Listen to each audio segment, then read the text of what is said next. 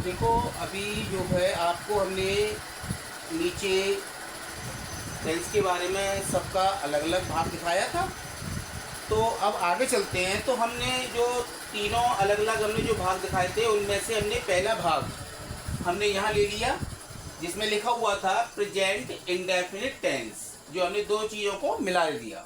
अब बात आती है प्रेजेंट इंडेफिनिट की, तो कैसे पहचाना जाता है इसके बारे में भी हमने आपको थोड़ी देर पहले ये भी बताया था कि लास्ट में हा अक्षर आता है। तो देखिए हा अक्षर वाले वाक्य में कि इन वाक्यों के अंत में ता है, ती है, ते हैं आदि शब्द आते हैं। तो यानी कि लास्ट में आपका हा शब्द आ रहा है और साथ में ता, ती, ते ये अक्षर भी आते हैं।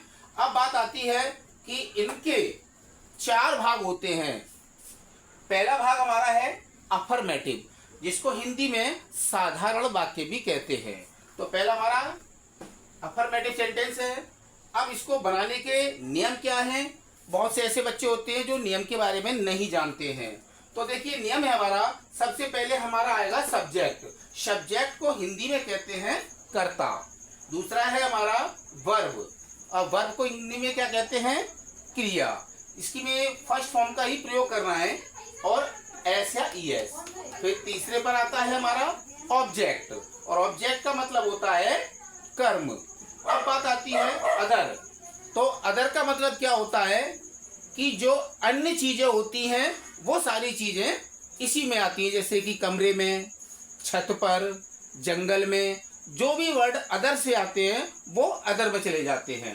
अब बात आती है यहाँ कि जब हमारे वाक्य का कर्ता आप समझ गए होंगे, यानी कि सब्जेक्ट, जब हमारे वाक्य का कर्ता यानी सब्जेक्ट एक वचन हो। अब आप लोग कहेंगे कि एक वचन बहुवचन होता क्या है?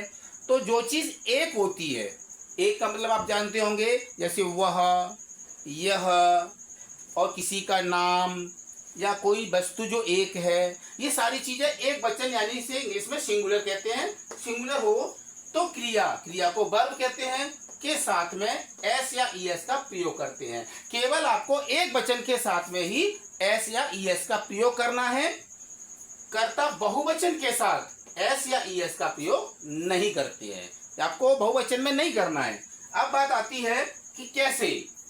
तो देखिए हमने पहला एक एग्जाम्पल दे दिया है, लोमड़ी अंगूर खाती है। तो यहाँ पर लोमड़ी हमारी एक है, एक से ज्यादा नहीं है। अगर ये ज्यादा होती तो हम एस या ई एस का प्रयोग नहीं करते, लेकिन यहाँ पे लोमड़ी अकेली है यानी कि सिंगल है, तो लोमड़ी अंगूर खाती है।